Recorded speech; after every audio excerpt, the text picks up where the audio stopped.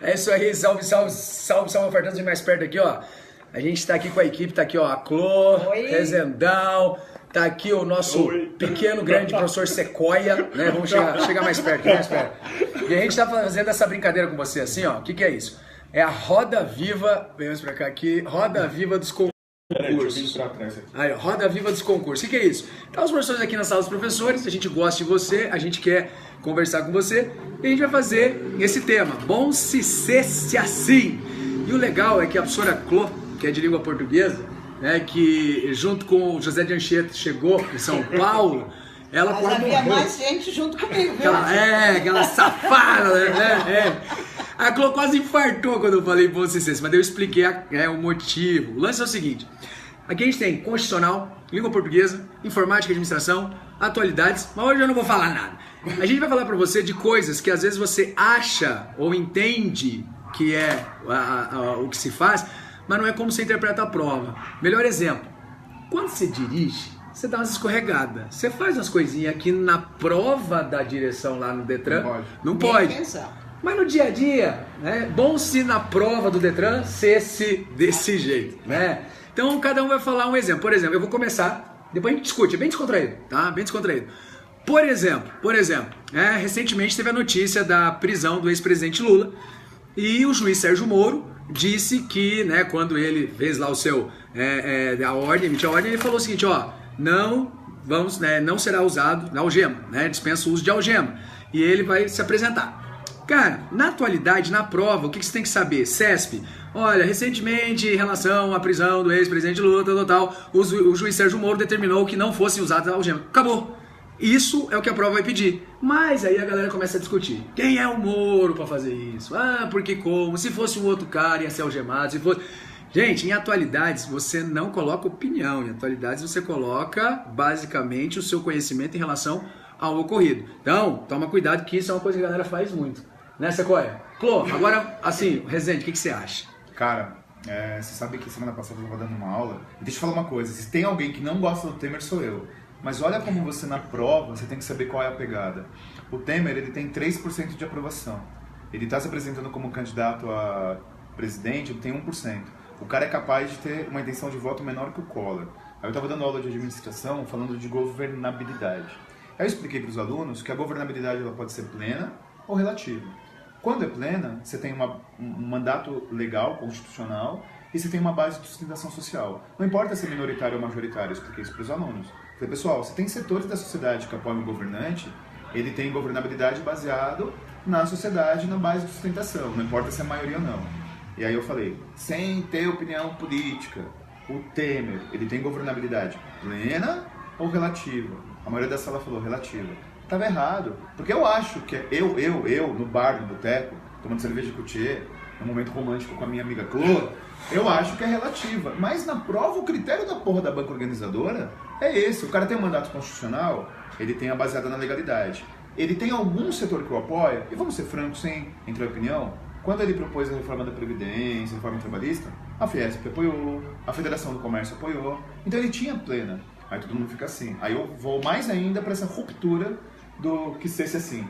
E a Dilma, no último dia do mandato dela, ela tinha governabilidade plena ou relativa? Plena, porque ela cumpriu o mandato constitucional e ela tinha 100 mil pessoas na Paulista defendendo o mandato dela. Então esse é um exemplo que se o cara na hora da prova fizer a opinião pessoal ou achar que a prova é a discussão do boteco, vai rodar. É mais ou menos assim, né? Uma pessoa quase morta é 100% viva. Né? Tipo, eu quase passei, você não passou. Entendeu? Essa é a diferença. Outra coisa de administração legal também.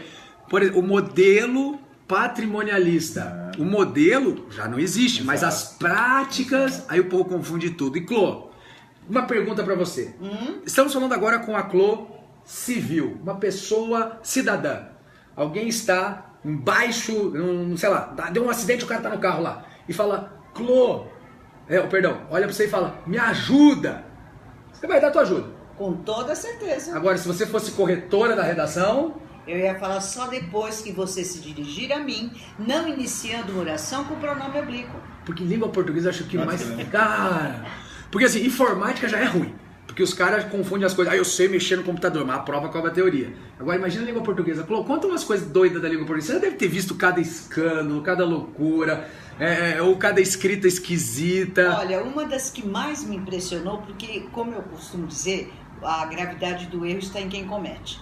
E uma pessoa que deveria ter um conhecimento, no mínimo regular, no mínimo, dirigiu-se a mim da seguinte maneira: para o ano que vem eu vou querer menos aulas, porque eu ando meia cansada. Eita porra! Eu juro que eu não falei nada, mas eu pensei, tomara que não consiga nenhuma. Porque vai ter tempo para estudar e para descansar. Resolve os dois problemas. Já ouvi de uma pessoa extremamente humilde, tomare que você seja feliz e esteja sempre bem. Só que essa pessoa, eu acredito que nem não teve acesso nem ao primário.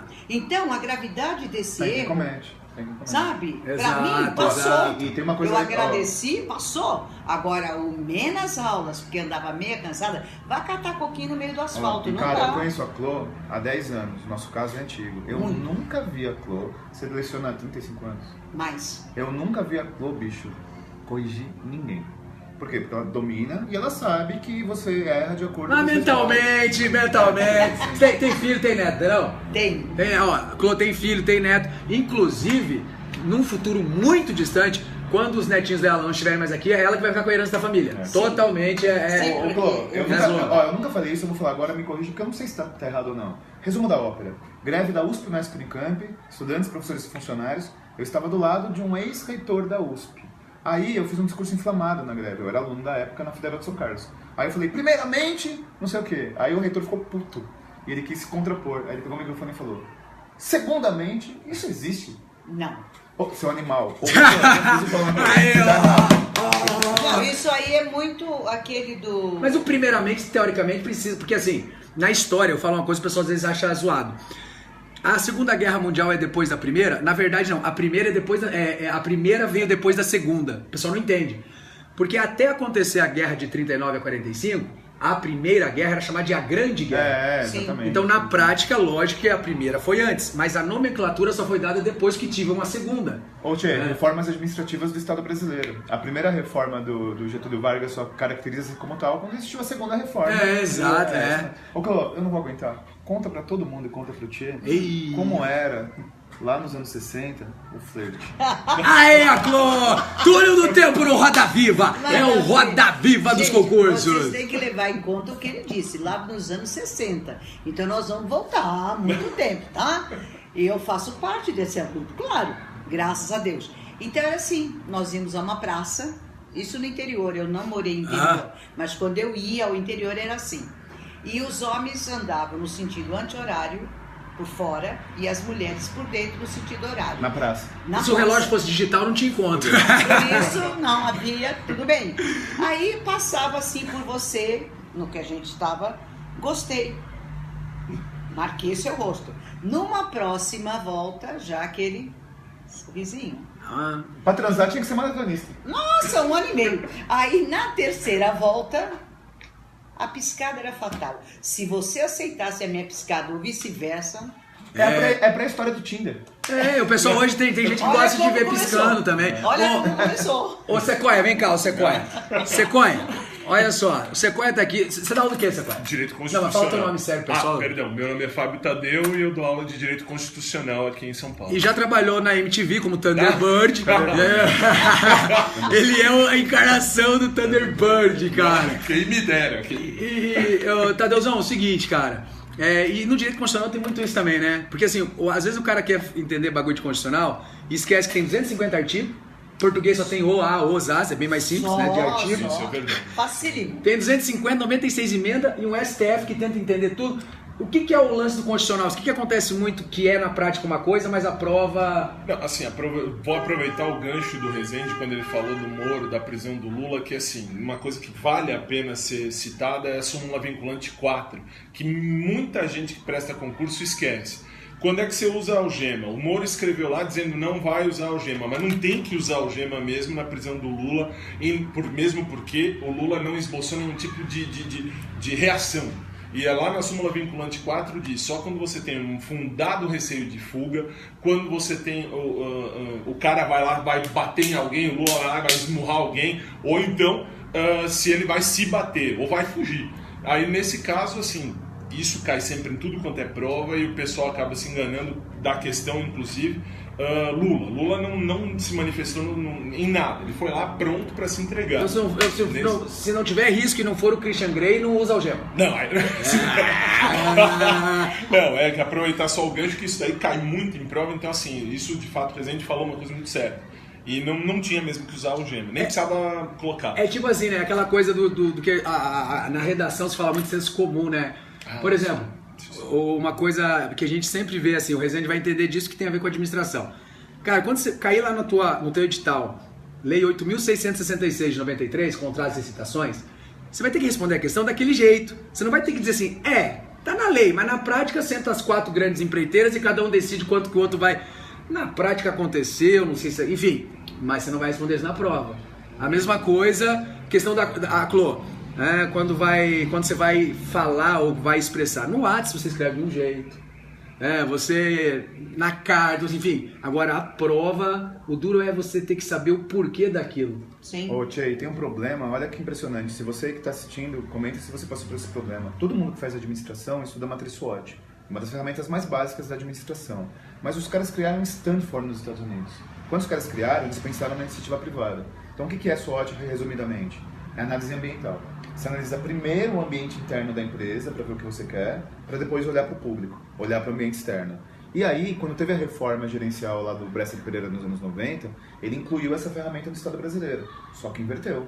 Por conta da proeminência do interesse público, primeiro você olha para fora e depois para dentro. E o cabra que sai da faculdade, e o cabra que faz administração e aprende que é primeiro para dentro e depois para fora, e tem que responder ao contrário. Isso é concurso público, meu chapa. E o interessante também é que é assim, né? Tem um nível de exigência, por exemplo, se o cara vai fazer OAB, tem um nível de exigência. Polícia Federal, tem um nível de exigência. Sim. Cargo de nível superior, outro nível de exigência. A cobrança, né? Eles exigem um conhecimento maior e cobram de forma mais com aprofundamento no assunto.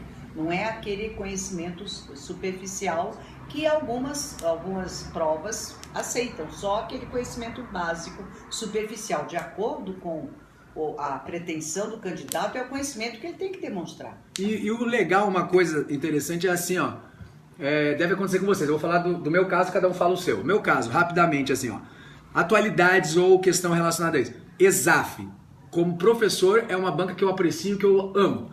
Uma questão inteligente, uma elaboração minuciosa, e ela te deixa num cenário assim, caramba, velho. Então, como professor, eu gosto. Pro aluno, ela tem um nível de dificuldade. A VUNESP é o seguinte, sabe, não sabe, não sabe. É data, é nome e é lei. A CESP, eu gosto muito da CESP, porque a CESP, você olha, você já conhece o perfil dela e já pensa, ela vai dar como certa, mesmo que não seja consensual. Com vocês, a matéria de vocês, as bancas variam nisso também? Como é que é? Principalmente a CESP. A CESP, ela... Você vê uma determinada regra, tanto que às vezes o aluno vem assim, fora de sala de aula, conversar comigo, eu falo, qual é mesmo a banca? Porque de acordo com a banca é a minha resposta. De acordo com a festa é a roupa. Exatamente. De acordo com a banca é a minha resposta. Aconteceu numa aula hoje. Eu estava dando aula de gestão de projetos. E aí, quando você faz gestão de projetos, tem um cálculo lá para quanto tempo vai durar o seu projeto. Que é um PERT aí para quem estuda. Aí eu estava dando aula para o MPU, ou seja, o foco total era CESP-UNB. Aí o aluno estava preocupado em fazer a conta de cálculo. Eu falei, deixa quieto. Na CESP-UNB é só a fórmula. Agora, na FCC, eles perguntam qual cálculo. Então, isso é fundamental, porque, por exemplo, na CESP, você não tem que se preocupar muito em realizar a conta para saber qual o prazo do projeto. Só tem que saber qual é a regra do jogo, particularmente nessa matéria. Na FCC, os caras dão exemplo e vão nas alternativas do prazo. Então, isso é muito comum. Para terminar, um outro exemplo da informática, por exemplo. A CESP-UNB hoje, por incrível que pareça, você pode até se assustar quando você ouviu falar isso, não aborda mais fórmulas do Excel, só a estrutura do Excel. Aí o aluno fica puto, porque ele estuda 38 mil fórmulas, aí cai qual é a aba segunda. A CESP, que não fazia isso, está fazendo isso agora. Você que vai entrar na rota aí, meu chapa, de PF, PRF, depende do ano que vem, sei lá o quê, não se preocupe mais, genericamente, com função C. Ele vai perguntar sobre estrutura. Já a boa e velha Vunesp é função zona. Se você não tiver a malandragem de entender como a banca apita, você roda. E para explicar a função zona, vamos chamar o Maroni aí para explicar o que é função zona. Cara, engraçado, eu gosto do Rezende porque ele olha pra mim a função do Excel como se eu manja. Mano, a única planilha que eu fazia era do stop, tá ligado? O stop! No gabarito extraoficial do TJ São Paulo, tinha uma questão que era muito básica, cara. Era indique a alternativa que apresenta a guia que permite a inserção de cabeçalho. Aí tava lá, exibir, arquivo e inserir. Aí eu fui fazer uma interação com o Lustosa, que era muito fácil. Eu falei, Lustosa, qual é a guia que permite inserir cabeçalho? Aí ele olhou, eu acho que é arquivo, né? Porque o cabeçalho pode ter um arquivo de texto. Então, na verdade, quando um outro problema... a gente tem uma regra entre nós. Não faça a pergunta de uma matéria para o outro. Porque eu nem sei o que é crase. Então, né? Crase pra mim é tipo, é o erro de digitação de crise, tá ligado? E ó, toma cuidado, cara. Na hora que você for escrever sua redação, a prova de redação, a folha de redação, ela não sublinha a palavra errada. Bom se ser assim, né? Então, meu amigo. E você, Sequoia, o grande papai? Ô, Sequoia, fica em pé pra galera ver. Esse cara não é alto, ele é longe, velho. Ô, Segui. Eu tenho 1,98 de altura. Cara, então nossa, eu vou... Tanto que assim, você pode olhar, a camisa dele é sempre chique e a calça é feia, porque a parte de cima tá no hemisfério norte e a de baixo tá no hemisfério sul, é de desenvolvimento. E tem o Peru que fica no meio da América. E o Kurdistão. E o Peru não é um país muito grande. Não é um país muito grande. E o Peru tá louco pra invadir a Chechênia, se aliando com o Kosovo, mas o Kurdistão é que tá na reta. Vai lá, Sequoia, fala aí. Não, assim, da minha disciplina, eu acho que assim, a Vunesp ela é muito legalista, então assim, tem muita... é a lei propriamente dita, não tem muito o que fugir. A CESP tem algumas situações particulares que ela vai interpretar pelo Supremo e outras pela lei também. E assim, a mais complicada mesmo que eu acho é a CESP, porque você, aluno, tem que saber os dois lados, tanto do Supremo quanto da Constituição Federal. As demais bancas, a Vunesp é mais tranquilinha porque é exatamente a Constituição Federal.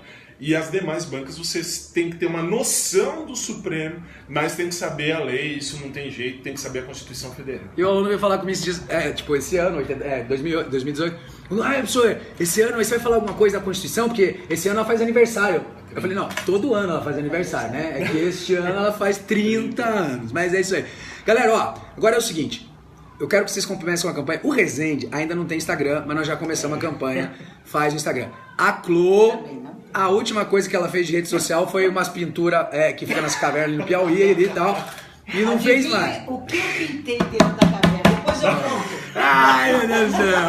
A última rede social da Clô foi aquela volta na praça lá. A volta na praça foi a rede social. Ela é da época que ela escrevia carta. Se você está lendo essa carta, reproduza para 30 pessoas. Entendeu? Corrente. Então a Clô, vamos começar um movimento pra Clô fazer rede social. Então, gente, o que eu quero? E o Sequoia também. Sequoia? Não, eu tenho.